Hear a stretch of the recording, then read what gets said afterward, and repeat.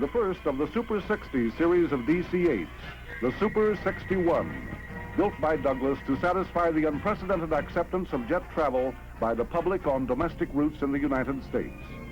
It can carry 251 passengers.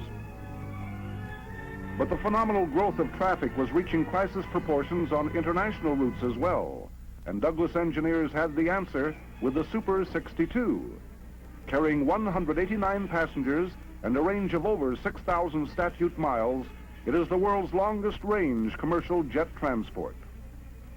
And now comes a third member of the Super 60s, the 63, combining the greater capacity of the 61 and the performance improvements and long-range capability of the 62. It is the world's largest commercial jet transport, and as with its predecessors, is designed for passenger, passenger cargo, and all cargo versions. It is the 6th of March, 1967. An audience of airline and military representatives joined Douglas officials for the rollout of the Super 63. And in the audience were stewardesses representing the airlines that have placed orders for the big transport. The president of the Douglas Aircraft Company, Donald W. Douglas, Jr., welcomed the audience and introduced distinguished guests. He then introduced his father, chairman of the board of the company bearing his name.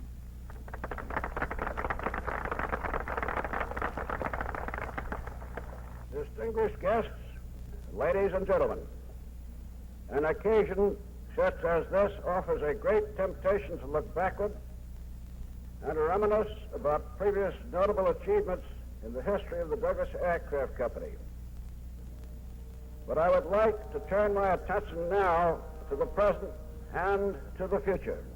Certainly nothing is more relevant to this than the airplane we are about to roll into public view today. In the years to come, there will be bigger airplanes and faster airplanes.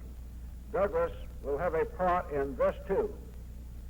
As of today, however, and for some years to come, the Super 60 series of the DC-8 offers the airlines of the world the most advanced long-range aircraft available. The Super 61 is already in service, and the 62 will be so in the near future. In a few minutes, we will see the Super 63, the first of the... Mr. Douglas then congratulated the employees of the aircraft division, and a few seconds later, and to the accompaniment of bagpipes in honor of Mr. Douglas, the Super 63 made its debut at Long Beach, California. The giant transport bore the red, white, and blue Douglas colors and insignia of the 13 airlines that have ordered the Super 63.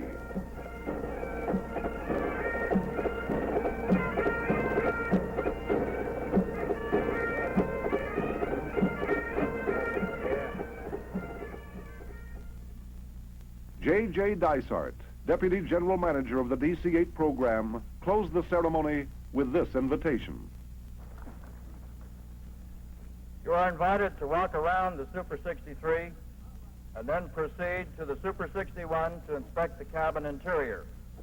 May I remind you, no smoking, please, within 50 feet of the aircraft.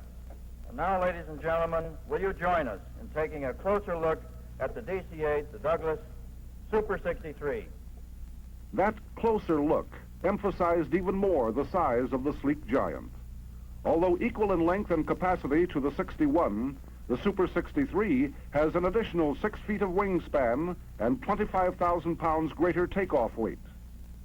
Its fuselage is 187 feet long, 37 feet more than standard DC-8s. Its wings measure 148 feet from tip to tip. Tail height is 42 feet.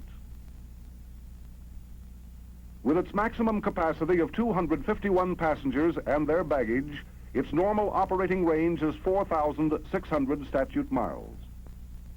And so the Super 63 had made its debut. Now this largest of all commercial jet transports had to prove itself. But before its wings and powerful fan jet engines could lift the giant for flight, extensive ground testing had to be performed. For more than a month, the Super 63 was checked out. Hundreds of functional tests were conducted. Instrumentation was checked and double-checked. All systems, both inside and out, were subjected to thorough inspection and operational analyses by Douglas engineers and technicians. And there were taxi runs as the Super 63 neared its scheduled date for liftoff and flight. Tests that were performed while the big transport was mounted on jacks were again conducted during taxi, and additional checks were made as the crew followed the engineering test cards step by step. And in April, the big plane was ready for its first flight. The flight crew was briefed on a rundown on the test cards, things to accomplish while aloft on this first of many flights that will lead to Federal Aviation Agency certification. The briefing over, the flight crew boards the plane it has come to know so well through weeks of ground testing and even during its production phase. A first flight is always a memorable event in the air transportation industry, and even those who have witnessed such occasions before recapture the excitement, perhaps even more so this time, for the world's largest commercial jet transport was about to test its wings. And there is the pride of accomplishment that is reflected among those waiting whose skills helped create the Super 63.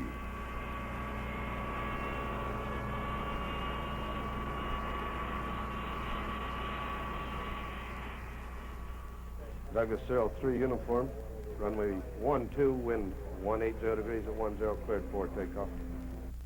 For this first flight, the Super 63's overall weight was 245,000 pounds. Flight time would be 5 hours at altitudes up to 35,000 feet. The date, April 10, 1967. The Super 63 needed approximately 4,900 feet of runway to become airborne. This giant of the skies proudly lifted its nose to attain altitude. And at 17,000 feet, the Super 63 began its first series of tests. This first flight involved stalls, flight envelope expansion, and functional tests of all systems.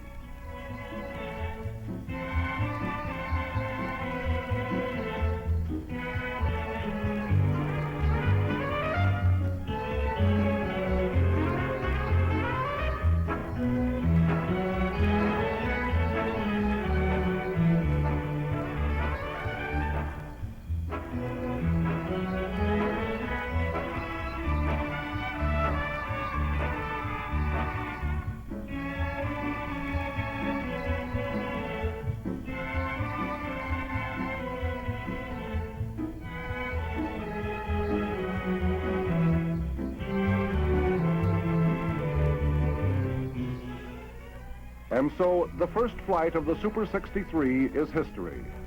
Now the big transport begins a series of flights that will lead to certification expected in late summer, after which it will be introduced into airline service. The Super 63 DC-8, following the great tradition of the DC family of airliners.